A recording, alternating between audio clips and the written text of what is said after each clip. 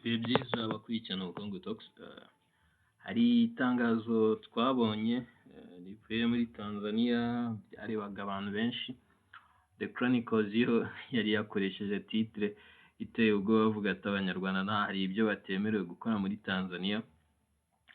Reka tubanze ducemo neza iri tangazo icyo ryavugaga. Ni ukuvuga ngo ntabwo byemewe abantu bose bashaka gucuruza bino bintu bya boutique ziranguza cyangwa detail ntabwo byemewe muri Tanzania, keretse igihe waba ugiye gukora supermarket, iduka ryabugenewe kuri produit runaka, ndetse ku buryo cyangwa se ukaba ufite ahantu urangurira ku byakozwe n'abantu bo mu gihugu cyangwa se byahinzwe cyangwa se ibintu nk'ibyo ngibyo nyine ibintu ucuruza ufite ikusanyirizo riranguza ariko rikaba rirangura ibintu byavuye mu gihugu cya Tanzania.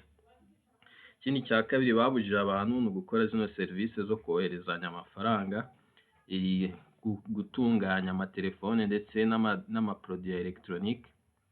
Ahangaha bari kwataka cyane Carly Care no muri Kenya iteye imbere cyane, ariko iza ari y'Abashinwa ariko igaha imirimo abakozi b'imbere mu gihugu. Noneho hano ubwo ni ukuvuga ngo bano bantu tubona badukorera phone muri Tanzania ntabwo ari umushinga wavanga ujyanyeyo. Business za salo nazo zahagaritswe, keretse abazifite ariko zikorera mu mahoteli cyangwa se ziri ahabugenewe cyangwa zitagetinga abakerarugendo. Hanyuma byerekeranye no kuba abantu bakoropa cyangwa se bagakubura ibigo bigiye bitandukanye, ndetse hakaba no kuba abantu bajya mu bucukuzi bw'amabuye y'agaciro ariko atari ku rwego runini. Hazamo na gahunda zo koherezanya produit cyane cyane hirya no hino mu gihugu, gahunda cyangwa se serivisi z'iposita cyangwa se ibya bindi byo kuza ukaba ufite abakiriya bakaba ari wowe ubakorera tour guidance cyane cyane mu gihugu. Ikindi nanone no kuba wazana ugafungura televiziyo na radio mu gihugu, nabyo babibujije abanyamahanga kubikora, n'abene gihugu babikora. Ibi n'izindi serivisi nyinshi cyane, yaba muri real estate cyangwa se kugurisha amazu, serivisi zo kuba z'ubwikorezi, bigakomeza n'ama business ari ku rwego no kuba umuntu yagira uruganda rwe rukaba ari rutoya cyangwa se ruri ku byo bita inganda ntoya ku rwego rwa Tanzania. Ni itangazo ryasinywe na Selemani Said Jafo. Aha hari ibibazo byinshi abantu bose bari kwibaza ati ahazaza East Africa hagana he? Ibi byose nyine ukajya ubona babigize ibintu bya politiki, ariko reka tubanze turebe neza. Ubundi bino bintu ni ukuvuga ngo ni impamvu nanjye nabivuzeho, navuze yuko nyine ni ikibazo bagiye gukemura buhoro ariko batagiye mu nguni zose z'ikibazo. Ariko nk'uko isi ntabwo igenda nk'uko twese tubishaka, ibi ngibi nabyo Tanzania irabikoze, abaturage b'igihugu bari bwishima, ariko abatanzania wenda nabo baraza guhura n'izindi pressure, kuko abatanzania burya ntabwo bakunzwe muri Kenya, ndetse noneho birongera ikibazo kigira kiti n'ibindi bihugu nabyo nibishaka gukora retaliation. Cyane cyane impamvu twarebaga bino nuko turi muri East Africa, ariko hari impamvu bino byose bishobora kuza kutahita bibaho. Kubera iki? Ushobora no kwibaza se kubera iki bino bintu byose abatanzania kubera icyo batabikora? Ugomba kubireba rero. Ibi bishobora no kujya no mu kindi gihugu kikaba nk'icyacu ndetse n'ahariho hose hirya no hino ku isi, ariko turaza twibaze ubundi abantu twese cyangwa se muri Africa industry abantu bose bumva bashaka kujyamo ni iyihe? Igisubizo kiroroshye, ni industry zose ziganisha mu bintu by'imyidagaduro, football, ibintu by'imiziki, nyine ibintu by'imyidagaduro. Kubera ko hari imvugo iyi twakoze gukoresha cyane ivuga ati Heinrich Fromm niwe wavuze ati iyo utangiye kujya mu by'imyidagaduro burya bya bindi muvango ngo ubwisanzure uba usa nkaho uri kubwirengagiza, kuko uba ugiye kujya muri prison bigoye yuko uzasohokamo. Rero hari ikibazo kino ni ibimenyetso bitangiye kwerekana intege nke ahantu habiri. Ni ukuvuga ngo politike za leta zaraje, abandi banyamahanga baraza bafatirana amahirwe, kuko nko mu gihugu cyacu ugiye kureba nka produits electronique zicuruzwa cyane n'Abahinde. Nese abanyarwanda nuko nabo byabananiye, nicyo ni ikibazo. None se natwe igihe kizagera tubirukane? Hari ibibazo bimwe na bimwe wibaza nyine ugasanga biragucanze, ku buryo ntibinakomeza gutyo ahubwo tujye twibaza tuti bo kuki banaza babikora bigashoboka, kuki ajya gukora atelier akagumya akabona abakiriya kandi agakora umukabona yakize, ariko umunyarwanda we yabikora ntibyemere. Ni nacyo kibazo abatanzaniya bari buze kwibaza, kubera yuko hari industries zimwe na zimwe bafite n'ubundi niyo bavuga ngo abatanzaniya bazikore ntabwo demand yabyo iri guaranteed, cyangwa se ngo hari kuvamo amafaranga menshi cyane ku buryo n'ubundi iyo bukemura ibibazo by'ubushomeri bari bameze nk'aho batagatinga. Gusa hari umugabo witwa Aldous Huxley yanditse igitabo cyitwa Brave New World, yacyanditse kera cyane cyane, ariko ku buryo ibintu turi buze gusanga bino bibazo imirimo nk'iyi bashobora no kuyifungura, ariko naguhamiriza yuko 100% niyo aba bantu bari bayirimo nibanagenda, abatanzaniya ntabwo bari buze ngo bayisimbure yose ngo bahite banayimba. Sinahamya ko bari bunakore ngo bunguke ku buryo banageza wenda kimwe cya kabiri, nashoboka ko barusha, ariko competition, esprit ya competition no kuvuga ngo baje kubibira akazi ntabwo ari cyo gihugu cyonyine kibikoze. Hari ibihugu byinshi muri Afurika byagiye bibikora byagiye bibikora binafata imyanzuro, ko South Africa nayo niko yabikoze, Zimbabwe yarabikoze, Ghana na Nigeria na Swaziland na Zambia. Bino bihugu na Botswana, bino bihugu byose uko mubireba bifite ikibazo cy'ubushomeri n'ubundi, despite yuko bakuyeho bino bintu. Niyo mpamvu navuze ati ni short term solution, kuko ikibazo kinini kiri muri urubyiruko. Se ubundi rwiteye kuri ibi bintu cyangwa rwarabirekuye? Kubera yuko none aha turi kureba ikibazo cy'ingenzi kivuga kiti ibyishimo. Ni Aldous Huxley we yagiye abivuga neza, avuga ati ibyishimo ubu niyo ntwari ikomeye cyane abantu bazatuma bahora bari bahuze, bari mu bintu byo kwirwa turi mu bintu by'ibyo ngibyo bya entertainment bitajya birangira. Buri gihe hari show, buri munsi abari inkuru, ejo hari tuvuga, ejo hari tuvugaho, kora content igana aho ngaho ukabona ama views, ukabona amafaranga. Ni ukuvuga ngo tuzisanga iyo industry twabaye saturated n'abantu, kubera ko tuyitayeho cyane twese, ariho tugumya dutekerereze ibindi bibazo by'ingenzi, cyangwa se n'abanyabwenge mu zindi domaine, cyangwa se n'aba businessman bakemura ibyo bibazo ziriya business zakemuraga. Hari igihe ushobora no gusanga batari buhite bajyayo, n'ubundi bya bifi binini biri bubikore bigahita bishyiramo abo bakozi batoya, n'ubundi intego bahamyaga ko bagiye gukemura bagasanga wenda batanayikemuye. Ni uguhindura ownership, ariko abantu bakaguma bakoragamo, n'ubundi ugasanga bagumye ari babandi, dore yuko akenshi usanga naramuka ari umukire azazana ufite experience, bishoboka ko yanabikoraga mbere bari abantu bahari. Ni ukuvuga ngo rero nonaha entertainment ni nacyo kibi cyayo buriya, itandukanya cyangwa se icamo abantu ibice. Kubera iki? Uzarebe nta muntu ugufosiga kuba wareba televiziyo ngo umare amasaha ku munsi, cyangwa se ngo ugume kuri telefone uri gukina nayo. Cyangwa se ikibazo cy'ingenzi umuntu wese aba yibaza, ninde udashaka guhora yishimye, ninde udashaka guhunga nyine uyu mubabaro ndetse n'agahinda biba abantu baba bafite. Ariko ibi byose iyo biri kuba nyine niho abantu batangira kubonera ko nta terambere ari, kuko hari ama business amwe twese tubona twatinye gukora cyangwa twanze gukora, ariko twabona abandi banyamahanga bayajemo tukabona barabikoze.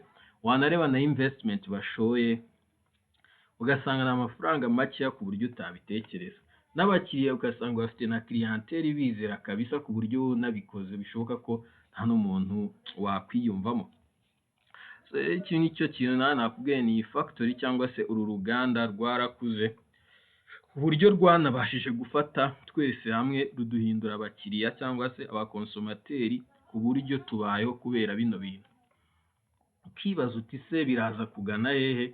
Ntabwo twe hano muri economy cyangwa se mu bukungu murabizi, hano ntabwo twirebera igihe gito cyangwa, kuko ibi ubu nonaha urubyiruko rwacu cyangwa se muri ibi bice, ko nabwiye biriya bihugu byahagaritse, ntabwo ubushomeri bwagiye, ahubwo ikiri kugaragara bwariyongereye. Yego birahamya nyine wenda hari ababuvuyemo, ariko n'abandi babujemo nabo babaye stagnant, baragenda baba benshi. Nayo mpamvu babwira ubu nonaha kubera ibyo bintu byabaye, n'ubundi abantu barashaka guhora mu bintu by'imigaryo. Ni nayo mpamvu nyine Aldous Huxley ibyo yabonye ntabwo yibeshye. Umuntu wese uri bushore muri entertainment ntabwo ari buhombe, cyangwa se nabikora neza azabona amafaranga menshi, ku buryo generasiyo zizakurikiraho n'ubundi zizasanga atari byiza ko tujya mu bintu bituvuna, izi za mate, izi za common sense, kuba aba top notch lawyers, top notch economists, nta muntu ushaka kugira ikintu na kimwe akora, tuzisanga yuko turi more dependent kuri technology. Abarebye ikiganiro ubushize twakoze cyerekerana na technocracy, ibintu aba tech billionaires bashaka kuzana ku isi, nimubireba neza biri kugendera cyane yuko turahuze cyane, nta muntu ushaka kugira ikintu akora. N'iyi mirimo akenshi yose muri kureba iri labor intensive, isaba kwitanga kudasanzwe, kuko ntago wambwira ngo uraba real estate agent, birasaba yuko uzajya wirwa ugendagenda ushaka amakuru, umenya amategeko agezwe, ibintu byose kugira ngo ube umuprofessionnel. Hari aba bakire rero bafite ama investment ahagije ku buryo banashyiramo abakozi barenze ba mbere muri Tanzania, ariko ntibiri busobanure yuko bakuyeho ino mirimo irahita izifatwe n'abandi bantu bashya. Iyo mirimo ni ukuvuga ngo hano ni uburyo bwo gukora engineering y'akazi, ariko ako kazi kari gasanzwe gahari, ahubwo bigasaba ko hari abavamo kugira abandi bajyemo. Rero nicyo kintu kiri kuba ubu muri Afurika. Nyine tugomba kwiyakira kubera yuko ubukungu bwose turimo turafata, ibintu byose bishobora kugenda neza, tukagira ama tech hub, tukagira ama clean cities cyangwa se imijyi isa neza, ariko igihe cyose ayo ma tech hub n'ubundi twirwa dukoreramo amapati yo kwishimira launch cyangwa isi biki, ariko nyuma ya launch twareba tugategereza yuko tuzabona IPO tukayibura, tukazategereza wenda yuko indi merger and acquisition ibaho tukayibura, tukumva ko ari ibintu bisanzwe bikagumya gutyo nta ngamba zihari. Ariko buri gihe nyine tukazajya tugenda tukaba amabadi, tukazajya tujya muri ama festival, tukajya kwitaramira mu dutaramo, tukikorera amapati buri kwezi. Bamwe bakaza bakatubwira nyine baduha icyo twita fake reality, cyangwa se kukubwira yuko nta ribi none byakwamye ejo bizakunda, gumya wowe gerageza, ariko ntago baba bari kugerageza. Benshi hari n'igihe baba bameze nk'aho bategereje. Ibi byose rero ni ukudufata urubyiruko nyine ukarugumyesha aho ngaho mu bintu by'imigaryo no kwishima, ariko ejo iyi mirimo niyo wayizana abantu barabagize gutyo, ushobora kwisanga nta n'ugiyemo. Ni ukuvuga ngo rero none smartphone ntabwo zikiri ibintu birenze, social media ntabwo ari ibintu birenze.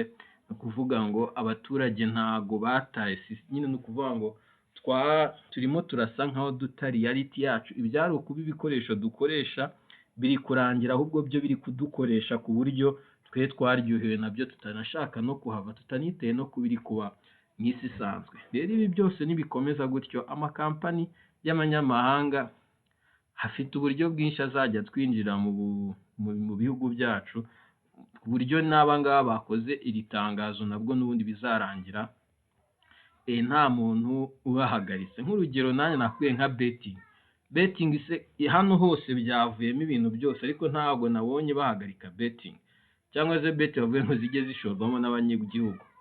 Zo zagumyemo kandi zirashorwamo n'abanyamahanga. Kubera iki? Zitera inkunga ibi bintu by'imikino, amafaranga arimo ntiwayambara. Za roto n'ibiki byose byuzuyemo. Bari gukoresha abo bahanzi, abo bantu baba influencer, ngo bakomeze bagushyiremo ibyo bintu byo guhora uri muri ibyo bintu. Ariko ikintu cyitwa critical thinking cyangwa se cyo no kureba n'aya makuru ngo ugire icyo yabyaza, biri buze no kugorana, kuko nta wahamya neza ko n'iri tangazo abaturage bose babimenye. Ni n'abantu batabizi banabiretse, n'ubundi bandi baraza bacishe hirya bashoremo bigume muri ya mazina, ariko ntago nyine umunyabusiness niba yarabonye inyungu ntago aba ari bubure ukuntu ari bugumye yikinira ibyo bintu. Kuvuga ngo turaguma muri ibyo bya siporo, abana bafite impano bagumye bagerageze, kuko impano bisaba igihe kirekire kugira igaragare, ubwo nawe arabahuze. Ni ukuvuga ngo ibyo rero biraba bisobanuye ni utwibyinira, twikorera ama challenge, ukagira impano ukabona ugukubita ibihumbi 15 ukajya uhora ureba abantu nk'abo ngabo, bikarangira yuko nta gisubizo kirambye turimo turashaka. Rero niyo mpamvu nyine usanga nonaha biriya byabaye muri biriya bihugu, n'ibindi bihugu biraza gukurikiraho. Ariko ikibazo cya nyacyo ni ukuvuga ngo wateguye ute sosiyete ku buryo iri buhite zigatwara aya mahirwe, cyangwa se kubera iki ugeze ahantu ibi byonyine ari byo bintu byaba igisubizo kugira ngo urubyiruko rwawe wenda ugabanye ubushomeri burimo. Sinzi aho kubyumva, ariko ikibazo kiracyari kirekire cyane, cyagakwiye kureba aho ikibazo kiva kurusha uko tuza dukuraho ibimenyetso byacyo, kuko ibimenyetso iyo bigiye ntago biba bihagije, cyangwa ibimenyetso iyo byambitse fime ntago biba bisobanuye ko wakemuye ikibazo. sinzi uko kubyumva ariko ibindi bihugu bishobora kubijya ariko uyu muti ni uw'igihe gito ariko ntumara indwara.